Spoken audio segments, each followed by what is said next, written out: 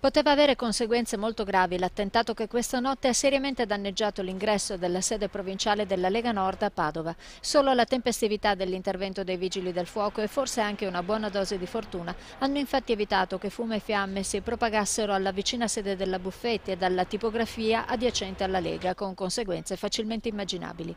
A dare l'allarme alle 3:57 di questa notte i residenti delle abitazioni vicine, svegliati da un forte botto che ha portato gli investigatori a pensare all'utilizzo da parte degli attentatori di una bomba incendiaria. Gli effetti sono più che evidenti sulla porta d'ingresso della sede della Lega, il cui cristallo ha ceduto, così come quello della pensilina, ed anche sul materiale elettorale bruciato dal principio d'incendio. Una sfida, l'ennesima, contro la Lega Patavina, che in meno di 2 mesi ha subito addirittura 3 attentati. Qualcuno vorrebbe intimidirci, penso che in questa maniera non ce la faranno, anzi metteranno ancora più in risalto quelle che sono le istanze della Lega e la Lega reagirà ancora con più forza. La Lega sta lavorando soprattutto qui a Padova con azioni forti, abbiamo avuto sabato scorso il referendum autogestito sulla moschea, sono azioni che forse a qualcuno non piacciono. Ma quella appena trascorsa è stata in realtà una notte da dimenticare per la Lega in tutto il Veneto. In contemporanea all'attentato di Padova, infatti, un altro scoppio si è registrato nella sede leghista di Spinea.